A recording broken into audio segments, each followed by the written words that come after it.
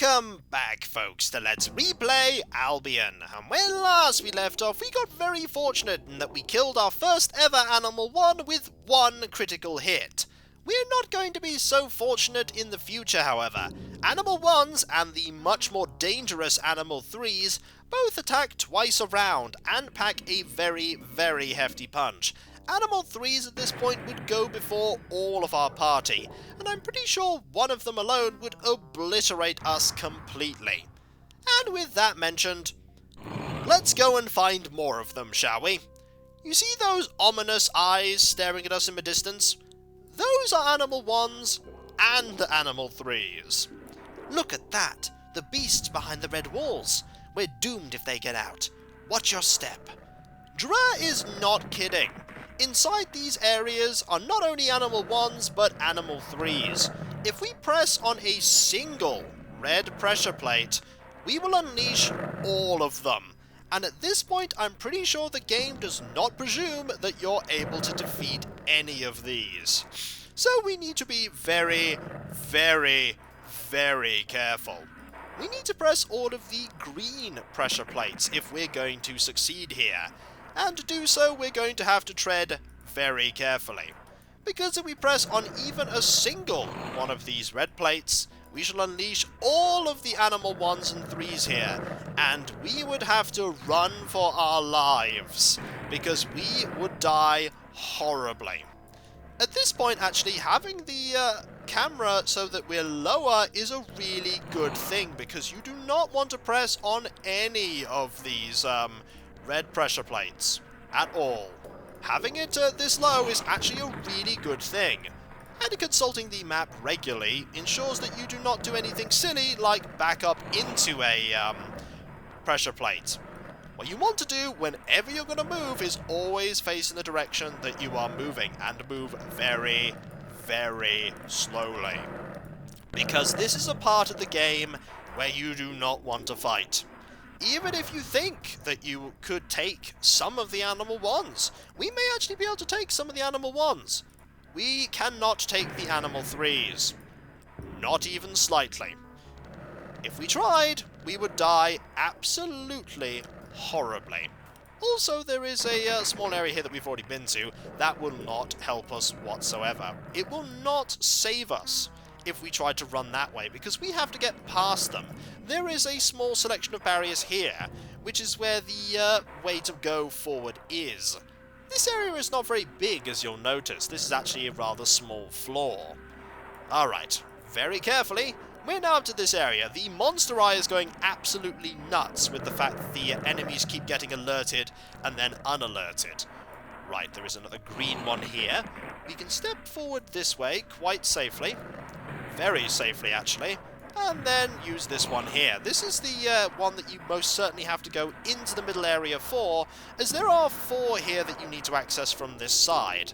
There were 2 very close in, and then there's one here, and there is one here. You need to be very careful about the one here, because there are there's 3 switches around us that we definitely do not want to press, and there's also one behind us that you do not want to press either. You really, really want to be careful if you're thinking about sidestepping anywhere. Do not sidestep anywhere. It's a really bad idea, because you can't see which way you're going. And if you can't see which way you're going, you are very, very likely to get it wrong. We've actually nearly done. We only have... Oh, I've just forgot that one, haven't I? Oh, I forgot that one. Right, back in we go, because there's actually a 5th switch in there that you most certainly want to press, because you can't get access to it any other way. At all. Alright. We'll know if we've messed up, because the game will inform us with very heavily capitalized letters saying, hey, all of the beasts have got free, and then you lose. Actually, I really do not want to, yeah, you do not want to sidestep. I was actually tempted to do so. It's a poor idea. Hello, beasts! I'm just going to, press this and then turn around and then go back, because I really should have remembered to do this the first time I was here. Alright, we'll just very carefully move. Precision movement here. I'm actually on edge, because I do not want to have to do this again. I actually should be saving at some point here, but I have not yet. I probably should. But we're nearly done. We only have one very easy part left to go. At least I think it's easy. Alright, we'll just get that up here. We only have one more location, and it is, I think, on this side. Oh, this one's actually kind of tricky. I think saving here is actually a really, really good idea. A really good idea. I don't often save in these videos while they're partly done, but this time, yes. This time I think it is most certainly worth it, because this is actually one of the harder ones. Because there's very little margin for error here. Very little. Alright, we want to move a little bit this way. There we go. One more to go. Just one more. Alright. Something moved in the northwestern corner of the room. Good. That's really good. You could still mess up at this point.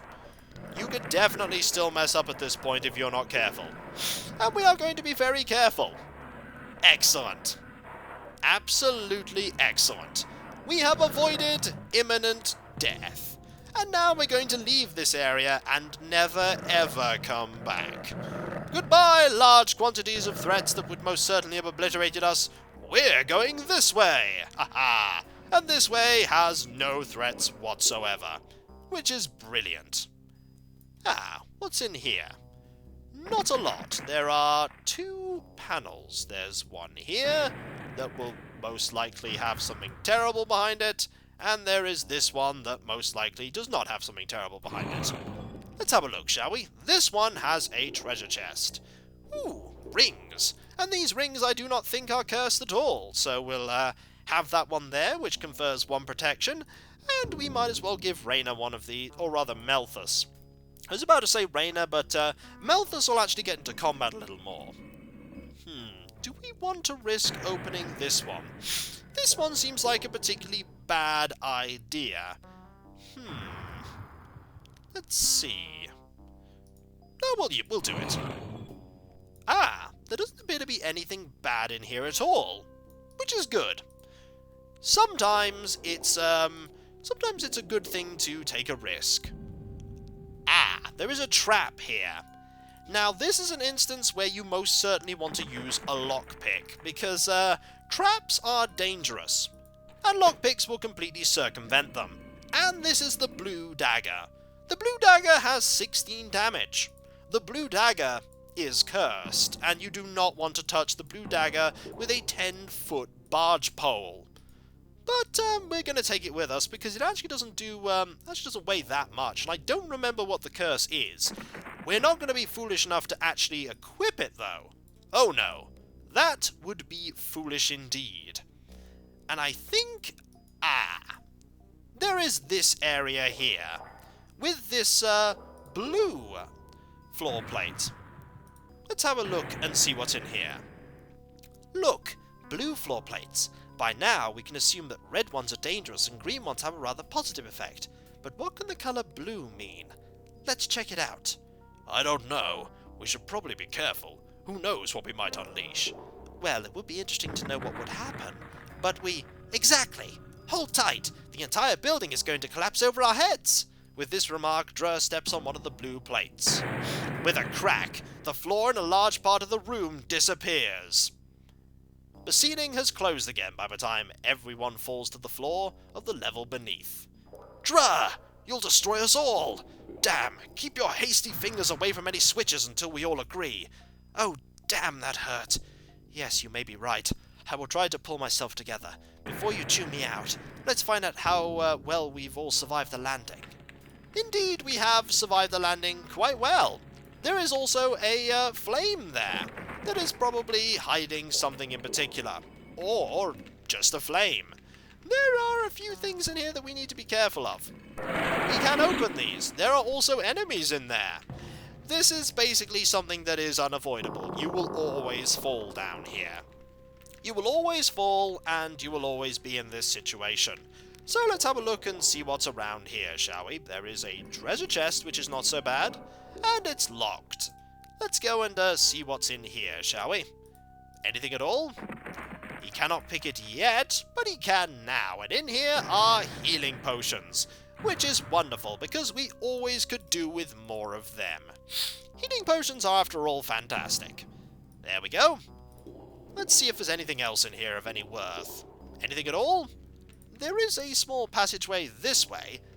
Ah, this I think leads to... Yep, this leads to a water fountain, which is always handy. We could use that to deal with that flame over there, and in fact I think we shall do so. We do, after all, have a bucket of water on hand, so we'll just get rid of that. And what do you know? There's a button behind it. The wall disappears into the ceiling at lightning speed. And there is an area over there. I don't know if we want to go down there just yet, though. I imagine that's something you're meant to discover a little later. There is a fair bit still to explore in this area that we probably want to explore. So we shall tread forward, very carefully, and making sure Drer doesn't touch anything whatsoever, because that was a really silly thing to do. Let's have a look in here, shall we? There we go. You can see here there are a few things like this pile of rubbish. It has lots of pickaxes in it. We don't need a pickaxe because, funnily enough, we still have one of them. Also, there is a fear down there. I'm not so sure we want to go into that area just yet. We could go into here and see what's down this area. Anything at all? Ah, lots of fire. Not quite sure we want to go and find lots of fire yet. Also, if you fell down here without a bucket, I wonder if you could actually complete this. I imagine you could just walk into the flames. And because we want to fight a... Oh. Do we want to fight an encounter here? There are one-eggs somewhere around here. Oh, there are lots of fights around here. Is there any reason to do this at all? You know what? There may not be a reason. We're doing it anyway. What we're going to do is we're going to back up onto this switch, and then we're going to run backwards this way, like this, and deal with them one at a time. Hello, Fear 1, how are you? Yep, sometimes there are Fear 2s. I don't think they look a lot different, but they are quite nasty. Alright, we'll deal with you first. Oh, and indeed that was a melee attack that was being used there. Any more enemies? Yes, there are one-eggs that we'll have to, those ones first. A not too unimpressive amount of them, but I'm pretty sure that Drer at this point can just obliterate anything that gets in his way. Absolutely anything. Yep, we'll just have you attack that one, and you attack this one, and we'll just sort of wait this out. Ooh, you did not manage to kill that one. And fortunately, nothing bad happened when you were hit, because bad things can happen with 1-egg-3s specifically. Alright, we'll have you attack this one, because I'm pretty sure that you're going to defeat that one this time around. There we go. Excellent. This area has animals and the whole of the Forbidden area. I think in replacement of Crondeer, because we don't find a single Crondeer in here, I don't think. It does kind of make sense, and I'm kind of glad we don't find any Crondeer, because Crondeer in the mix of all this would be nasty indeed. Also, Syrah is now level 15, which is nice. She can now learn the final spell that she's capable of casting. We can't do that just yet, because we are... Hello! There are you guys, and you're not even vaguely threatening. It's a bunch of 1-egg-1s with a single 1-egg-2. At one point this would have been terrifying, but we are not at that point. Not even slightly. And so we're just going to clean up here. There we go, one dead. And they're going to attack and not hit anyone. That's always reassuring. And Syrah didn't hit, but Raina did. Well, that's not too terrible. Goodbye, 1-egg-2. Goodbye, all of you 1-egg-1s. Ooh, minor hits everywhere, but not that terrible, which is okay. I think we've pretty much won here. There we go. Excellent. Nice shot, Raina. We have a lot of these 1-egg spheres. We've got a lot of portable income here. Now, I think these switches are used to open that door, which we're going to be using to progress. There we go, the door has opened. Quite loudly, but it opened. Now, I don't remember what's down here. I do think I remember what's down there, though. Whoa, that's a lot of really nasty things. Ah, there's a transparent wall there that we can't get through. And there's also this pressure plate here that we also can't really do anything with at the moment. But we can head this way and see what we can find. I think I remember this point. There seems to be a type of force field. It produces a buzzing so loud that the hair stands on its end, and the roots of Drur's teeth ache from the noise. I'm beginning to doubt my sanity. This field does not appear to be of electrical origin, and no other energy source can be detected. What in the world sustains it?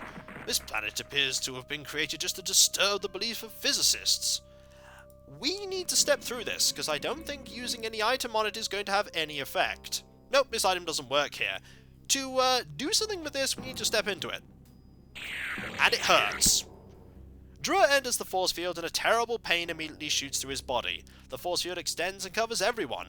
After a few seconds, endless seconds rather, the luminous field collapses. They are nasty, nasty things, and we need to use some magic if we're going to rest here, because we are going to rest here. Also, the light spell is getting a lot of use here, and is getting progressively better with every single casting. In time, it's going to get to maximum and will be just far better than a torch.